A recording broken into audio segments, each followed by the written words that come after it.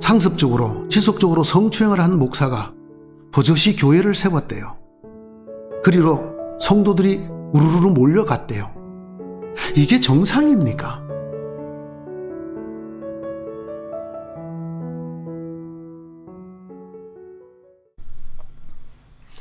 안녕하셨습니까? 배한숙입니다.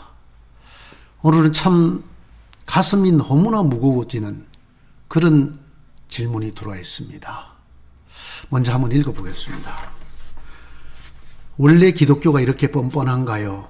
아니면 교회가 그렇게 가르치나요? 요즘 교회 다니는 사람들 말입니다. 오래 다닌 사람들이 더해요. 일반 신도보다 소위 집사, 권사, 장로들이 그리고 목사들이 더한 것 같아요. 뻔뻔해요. 말도 안 되게. 미치도록 뻔뻔해요. 속이 다 뒤집혀요. 당사자들은 눈이 다 뒤집힌다고 하더라고요. 법도 소용이 없어요. 막무가내예요. 종교인이 아닌 사람들도 이렇게 하지 않아요. 고개 숙여 사죄를 하고 자숙하는 척이라도 해요. 이건 죄가 드러나기 전보다 더 당당해요. 상습적으로 지속적으로 성추행을 한 목사가 버젓이 교회를 세웠대요. 그리로 성도들이 우르르 몰려갔대요. 이게 정상입니까? 이게 제정신이냐고요? 사람들이 이런 것을 보고 교회를 뭘로 보겠습니까? 교인들을 뭘로 생각하겠습니까? 치사한 범죄로 유죄 판결을 받아도 교회에서는 징계도 치리도 하지 않는다고 하더라고요. 당사자는 교회에서 더 버젓이 당당하게 다니고요. 마치 법이 잘못된 것처럼요. 그리고 그 사람 때문에 피해를 당했던 사람, 그래서 법의 심판을 구했던 사람이 죄인처럼 되고요. 정말이지 하나님 하면서 이렇게 뻔뻔한 얼굴로 다니는 사람들을 보면 정말 미칠 것 같아요. 하나님 때문인가요? 기독교가 그런 하나님을 믿는 종교인가요? 아니면 교회가 그렇게 가르치나요? 제 생각에 적어도 이건 방조예요. 방치고요. 아니, 공범이라고 해야 맞을 것 같아요.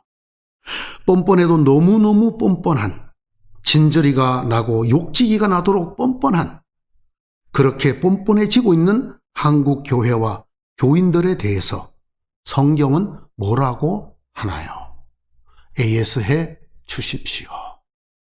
이거 한국교회에서 참 이런 이유로 떠나는 사람들이 참 많죠. 분개하면서 떠나는 사람들이 너무 많은 것 같아요. 성범죄자들이 대한민국에서는 다시는 관련된 기관에 취직 못하거든요. 네. 유치원에도 못 가고. 네네.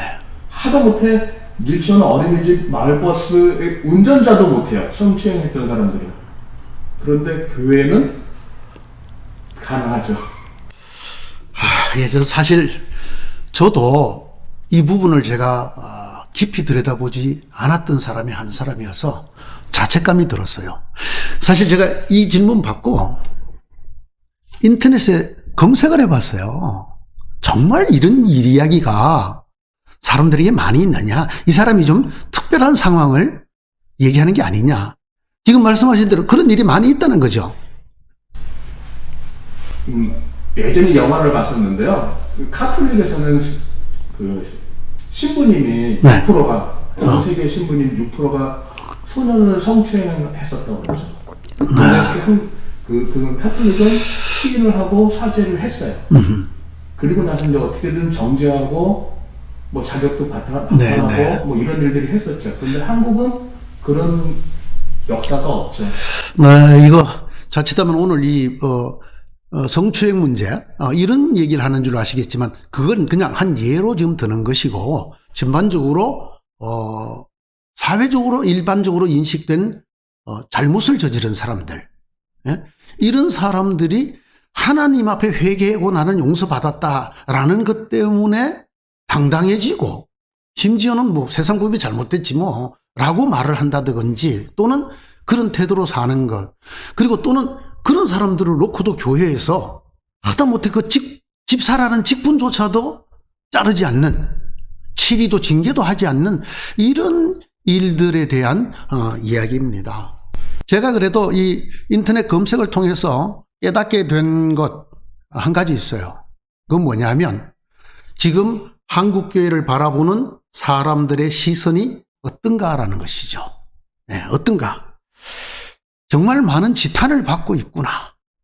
그리고 그 지탄의 이유가 이 말도 안 되는 신앙인이라고 말하면서 하나님 믿음 구원 천당 말하면서 일반인들 종교인이 아닌 사람들보다도 더 못한 삶을 사는, 그걸 방조하는 교회와 교인들의 뻔뻔한 때문이구나라는 것을 제가 이제 깊이 있게 느꼈습니다. 어떻습니까? 이 사람에서 요청한 대로 이제 성경 얘기로 좀 들어가 볼까요? 성경에서는 도대체 뭐라고 말씀하시는데요? 성경에서요? 네. 뻔뻔해도 된다고 돼 있는 거예요. 믿음을 가지면. 그러면 제가 그렇다고 그냥 얘기하겠습니다. 뭐 세상 사람이 아무리 지탄을 해도 성경이 그렇게 가르치시면 할 수 있는데 아니라고요. 그렇지 않다고요.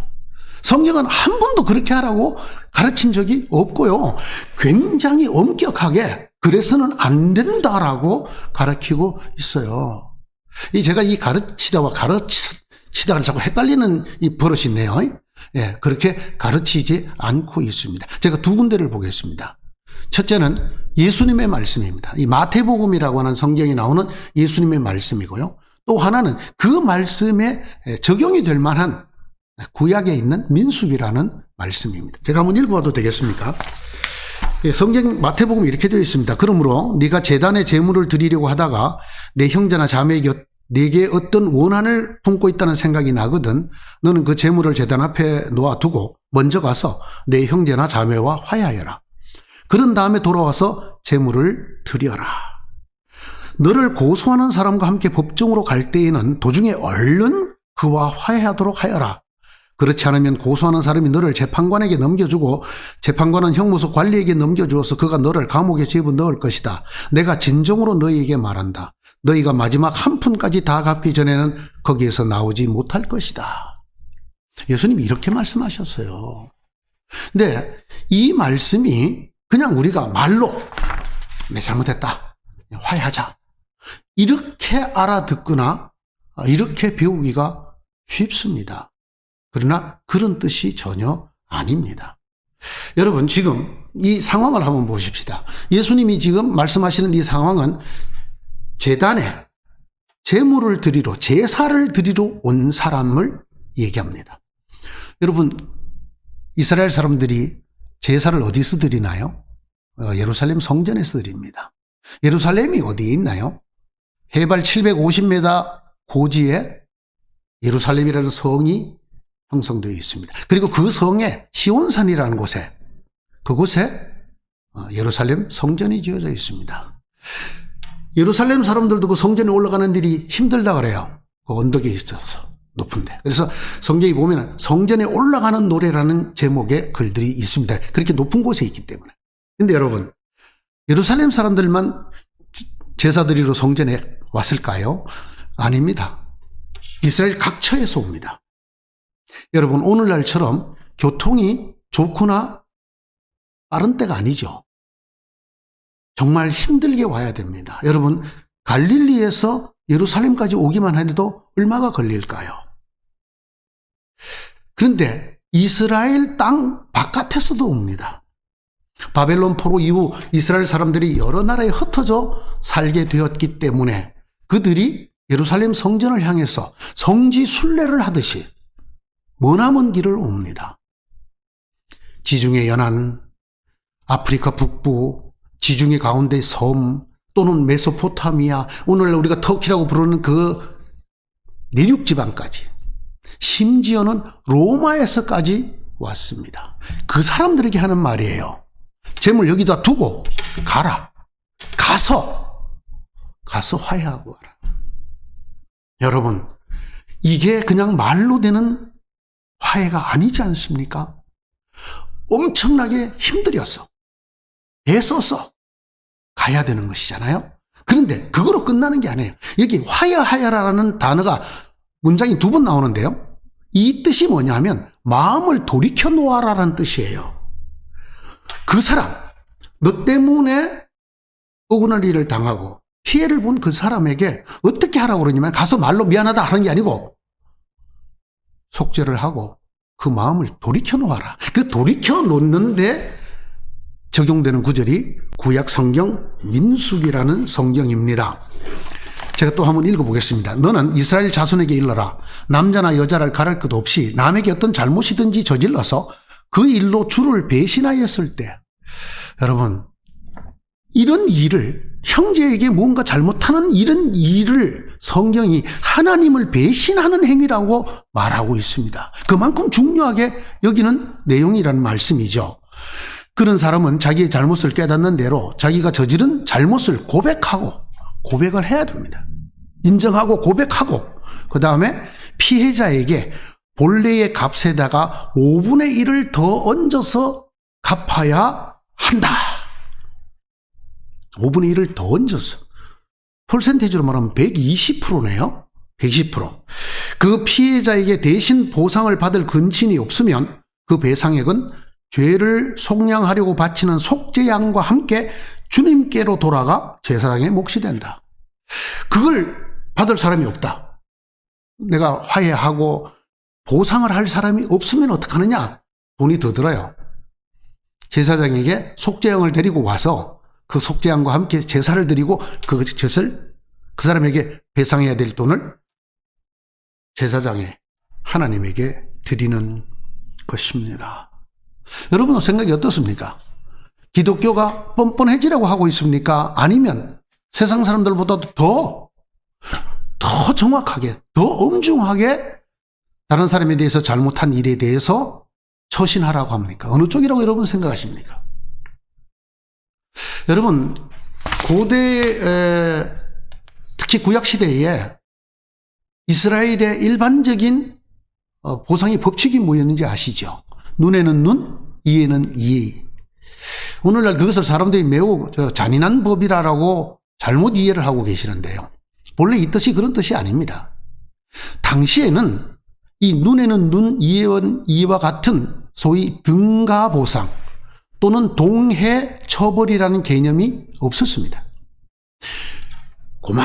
딱 그만큼 등가로 같은 값으로 보상을 하고 또는 동해 같은 해코지로 처벌을 한다. 팔을 다치게 한 사람 팔을 다치게 한다. 그런 얘기죠. 이것을 표현했을 때 눈에는 눈, 이에는 이라고 쓴 것입니다.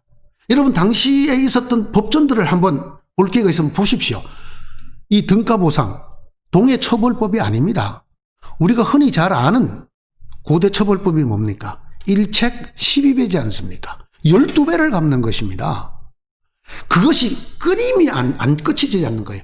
한 가지 잘못하면 12배로, 또 이쪽에서는 12배가 얼마입니까? 144배인가요? 이렇게 되는 끝없는 보복이 일어나는, 그래서 성경은 그렇게 하질 않았고 등가로, 동해로 보상하고 처벌하라고 가르쳤습니다. 이렇게 가르치는 성경이 다른 사람에게 잘못을 저질러 그 사람이 원망을 할 마음이 생길 정도의 일이 벌어지면 어떻게 하라고 그러냐? 120%를 갚으라는. 120%. 등가가 아니죠. 더 보탰어. 그걸 받을 사람이 없다. 그러면 어떡하느냐? 또 더 보탰어. 속죄양을 데리고 와서 하나님 앞에 바쳐라.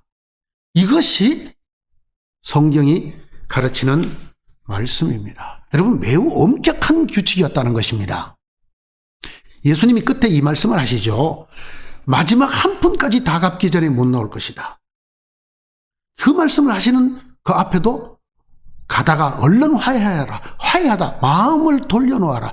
충분히 사죄를 하고 충분히 배상을 하고 인정을 해서 그 사람 마음을 돌려놓아라. 이것이 성경의 가르침이고 이것이 기독교입니다. 여러분, 이런 기독교가 뻔뻔하면 되겠습니까? 안 되겠습니까? 이런 가르침을 마땅히 지키고 살아야 될 기독교인들이 뻔뻔하면 되겠습니까? 안 되겠습니까? 사람들 속이 뒤집어지지 않겠습니까? 예, 성경은 분명히 이렇게 말씀합니다. 절대로 뻔뻔하면 안 됩니다. 사람들에게 뻔뻔하면 안 돼. 나는 하나님의 용서 받았어. 이거 아닙니다. 오히려 가서 120% 보상하고 사죄하고 인정하고 죄인으로 살아야 됩니다. 교회법에도 7일이라는 제도가 있습니다. 반드시 징계하고 교회법상 7일을 해야 합니다. 왜 목사가 7일을 받지 않습니까? 예? 왜 교인이 7일을 받지 않냐고요. 이게 어떻게 된 거냐고요. 답답하네요. 우리가 먼저 회개해야 되겠죠. 예, 아까 말씀하신 대로 그렇습니다. 애비가 잘못하니까 자식한테 할 말이 없는 모양입니다. 교회 지도자들이 정말 무릎을 꿇고 하나님과 사람들 앞에 사죄를 하고 용서를 구하고 그리고 갚아야 합니다. 교회가 저지른 죄 또는 교인들이 저지른 죄를 말입니다. 오늘 여기까지 하겠습니다.